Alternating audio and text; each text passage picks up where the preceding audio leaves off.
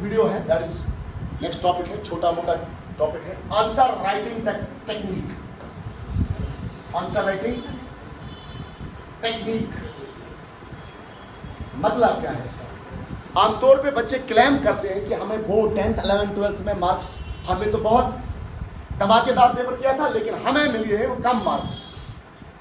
तो किसी भी बोर्ड वाले को आपके साथ कोई दुश्मनी नहीं है कि वो आपके मार्क्स कम रखे, बल्कि आपने खुद कुछ गलतियां की है जिसकी वजह से आपको मार्क्स कम लिखे हैं। इसके लिए एक आंसर राइटिंग टेक्निक है।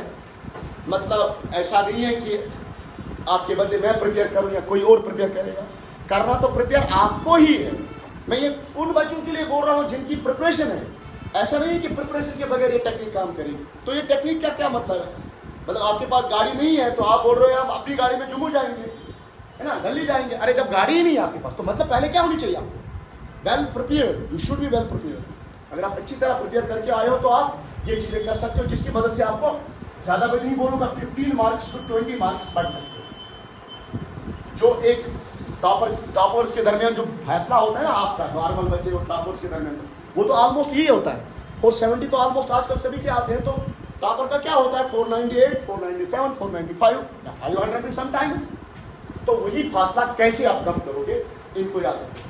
पहले प्रॉब्लम्स क्या होती है आप लोगों को जिसकी वजह से आपके मार्क्स बोर्ड में कम होते हैं एज कंपेयर टू अदर्स, जबकि आप दो प्रिपेयर सेम करते हैं। बच्चे बोल लेते हैं जिन्होंने सेम प्रिपरेशन की है, सेम जगह पे सेम टीचर से पढ़ा है, लेकिन अब उसके 20 मार्क्स उससे कम है, एक के दूसरे से 20 मार्क्स कम है, उसके कुछ प्रॉब्लम्स है। सबसे पहली प्रॉब्लम जो है, जो बोर्ड में फेस होते हैं, बैड राइटिंग। वो तो पता है, पुअर हैंड राइटिंग। इनको बोलूंगा ओवरकम कैसे करोगे, इनका ओवरकम भी है, इजी तरीका है। दूसरा, बैड राइटिंग के बाद दूसरा होगा स्लो स्पीड। मतलब 25 क्वेश्चन है एसएसटी में, 10th के एसएसटी में 25 क्वेश्चन है, तो आप तो पूरा प्रिपेयर है आपके पास, लेकिन आप कितने करके आए? 20 करके आए। क्योंकि बिकॉज ऑफ लो स्पीड। अब आप चाहते थे स्पीड बढ़ाना, उसकी प्रॉब्लम होती थी खराब हैंड राइटिंग, है ना। उसके बाद इसका भी ओवरकम बताऊंगा। उसके बाद कट्स एंड आंसर्स। ये बात मैं 1000 बार बता चुका हूं और ये बात आज भी बताऊंगा। कट्स एंड आंसर्स, है ना। जैसे आपने कुछ लिखा ABCD आपने लिखा, फिर इस तरह आप रब करते हो। जैसे पेंटर होता है, पेंट करने वाला, ये मैं बार बार बता चुका हूँ। कट करने का तरीका भी बताते हैं। तो आप क्या, आप भूल जाते हो एग्जाम हार। ये बहुत सारी, ये लड़कियों की ज्यादा कंप्लेंट होती है, जो ही एग्जाम शुरू होता है आप भूल जाते हो। इसलिए मैंने बोला था पढ़ाई को थोड़ा सा एंटरटेन कर लो, मजे में पढ़ो। वो नहीं कि पापा के डर की वजह से पढ़ो। पापा के डर की वजह से पढ़ोगे तो वहां भूल ही जाओगे। और क्या करो, अपने मन की शांति के लिए पढ़ो ना। अब प्रॉब्लम्स की ओवरकम, सबसे पहले गैप्स दे दो। मान लो आप लिख रहे हो, ये लाइन है, आप लिख रहे हो, बात सुनो, आप लिख रहे हो इनकम, पहला आपने वर्ड लिखा, उसके बाद आपको एक्सपेंडिचर लिखना है। तो आप यहां से शुरू करोगे ना, तो ये पहले तो आप पहले से ही गंदा लिखते हो, आपकी राइटिंग पहले से ही थोड़ी खराब है, तो इसे क्या होगी, इससे ज्यादा खराब होगी ना। तो आप एक चीज तो कर सकते हो ना, थोड़ा गैप दे सकते हो ना, एक्सपेंडिचर, तो इससे अच्छा लगेगा। मैं नहीं बोल रहा हूं राइटिंग इंप्रूव होगी, लेकिन कम से कम वो पढ़ पाए। तो मेन मोटिव इज कि जो भी आपका मार्किंग करने वाला होगा उस चीज को क्या करे, पढ़ पाए। तो ये इंपॉर्टेंट चीज है। कुछ गैप्स दे दो, ठीक है। उसके बाद एक एक्सरसाइज है, एक एक्सरसाइज आप कर लो हाथ की, जिससे आप हर दिन 15-15 मिनट लिख रहे बैठो, 15-15 मिनट हर दिन लिख रहे बैठो। इससे क्या होता है, हमारी बॉडी का, हमारे हाथ का और माइंड का एक कनेक्शन होता है। माइंड आप कब लिखते हो, जब माइंड बोलता है एच लिखो, एच लिखते हो, हाथ एच ही लिखता है, तो इनका कनेक्शन होता है, वो मिल जाए कनेक्शन, वो आपको 2 बार काम आएगा। एक तो राइटिंग में भी आप गैप्स दे दो और थोड़ी सी प्रैक्टिस करो 10-10, 15-15 मिनट हर रोज, ताकि आपकी राइटिंग इंप्रूव हो जाए, आपके हाथ और दिमाग का कोऑर्डिनेशन बन जाए। और स्लो स्पीड के लिए आप क्या करोगे, स्लो स्पीड के लिए एयर राइटिंग का तरीका अच्छा रहा है, जो हमने बच्चों को दिखाया। एयर राइटिंग मींस अपना नाम लिखो, RAFIK, ये हर दिन 5-5 मिनट करो। अरे कौन सा, ऐसे 2 ही मिनट करो ना। खाना खाने के बाद जो मोबाइल हाथ में ले लो, मत ले लो, अपना नाम लिखो, RAFIK। अब देखो ये कितना मुश्किल है, लग रहा है आपको आसान, नहीं लिख पाओगे। आहिस्ता आहिस्ता आपका क्या बनेगा, आपके हाथ की ग्रिप अच्छी रहेगी कि आप लिखना पाओगे और इससे स्पीड भी बढ़ेगी, सबसे ज्यादा इंपॉर्टेंट। फिर आप पहले दिन लिखो RFIQ, दूसरे दिन RFIQ, एक दिन आएगा आप जल्दी लिखोगे। जैसे कि आप अपना नाम लिखो पेन से, उसमें कितना टाइम लगेगा और वही नाम आप टाइप करो मोबाइल पे जल्दी कर पाओगे, क्योंकि मोबाइल का कनेक्शन आपके माइंड के साथ ज्यादा है। तो ये वाला करो। कट्स एंड आंसर्स, अगर कट भी करना है, गलती हो जाए तो करो, गलती हो सकती है इंसान से, तो सिंगल लाइन बोल्ड कट किया करो, वो भी इस तरह देखो, इस तरह, वो भी ज्यादा अच्छा है अगर पेंसिल से करोगे, वो भी ज्यादा अच्छा है पेंसिल से करोगे। 2 लाइनें भी कट करोगे, वो स्केल से कट, ये कट नहीं लगाना है, स्केल से स्मार्ट सा कट दे दो ताकि वो पहचान जाए, क्योंकि जितना आप कट ज्यादा मारोगे ना वो इरिटेट होगा, नंबर्स इसीलिए कम होते हैं, वो इरिटेट होते हैं, ठीक है। और भूलने के लिए आप पूरे चैप्टर को जहन में रखो, उस चैप्टर का पैराग्राफ बना दिमाग में, और फिर देखो, और लिखोगे कैसे पैराग्राफ्स में, ये याद रखो, पैराग्राफ्स में लिखो। और वो भी कौन से पैराग्राफ, छोटे पैराग्राफ, क्योंकि एक बड़ी कहानी पेपर इवैल्यूएटर को मजा नहीं आता है करने में जितने वो छोटे पैराग्राफ्स को पसंद करता है। तो भूलने के लिए वही आप सोते वक्त जो भी चीज़ पढ़ेगा उसको थोड़ा दिमाग में रिवाइज करो, फिर एग्जाम में नहीं भूल पाओगे। और जो इंपॉर्टेंट क्वेश्चन हैं उनको एग्जाम से पहले थोड़ा सा 2-3 बार रिवाइज करो ताकि उनको आप ना भूल पाओगे। लेकिन मान लो कोई क्वेश्चन आपको स्किप हो गया माइंड से, उस चैप्टर को याद करो, ध्यान दे दो। मान लो इलेक्ट्रिक करंट का कोई क्वेश्चन ओमस आया, लेकिन आप बिल्कुल भूल गए हो, लेकिन ये तो पता है ना ये कहां से आया है, इलेक्ट्रिक करंट से। तो आप इलेक्ट्रिक करंट को पूरा याद करो, दिमाग में याद करो, आराम से दिमाग में याद करो, फिर कुछ ना कुछ आप लिख पाओगे वहां पे ओम्स लॉ के बारे में या इलेक्ट्रिक पोटेंशियल के बारे में, जो भी क्वेश्चन आप पूरा चैप्टर भूल गए थे, लेकिन आप चाहते हो इस चीज को गहन करना कि कोई मार्क्स ना चुके। उसके बाद इंपॉर्टेंट चीज आप तो रफ राइटिंग कर सकते हो पीछे कि कटिंग के लिए।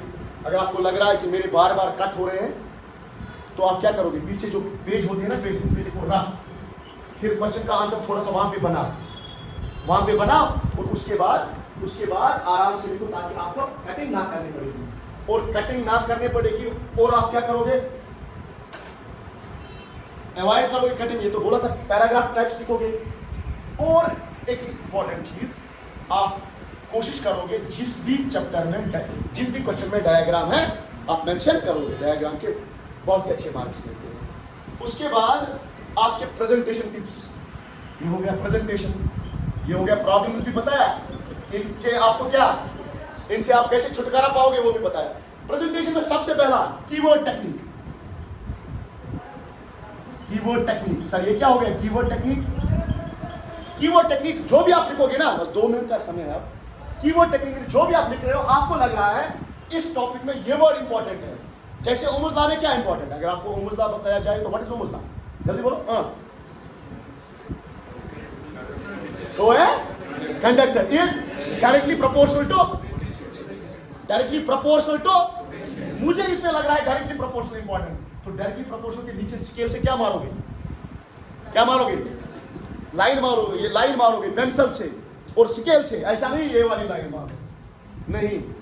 इससे क्या होगा सर, जो आप इवैल्यूएटर होता है ना, उसको आसानी होती है आपका आंसर पढ़ने में, वो उन्हीं कीवर्ड्स को पढ़ेगा, आपको बराबर मार्क्स मिलेंगे पूरा। अच्छा, एक कहावत है, एक टीचर्स में एक कहावत है, जिस बच्चे के ज्यादा मार्क्स आते हैं, जिस बच्चे ने पूरा लिखा और उसके बाद इवैल्यूएटर ने उसकी कॉपी कम समय तक अपने हाथ में रखी, जितना टाइम आपका पेपर इवैल्यूएटर के हाथ में रहेगा उतने आपके मार्क्स कटने, क्योंकि वो कामा भी देखेगा, फुल स्टॉप भी देखेगा।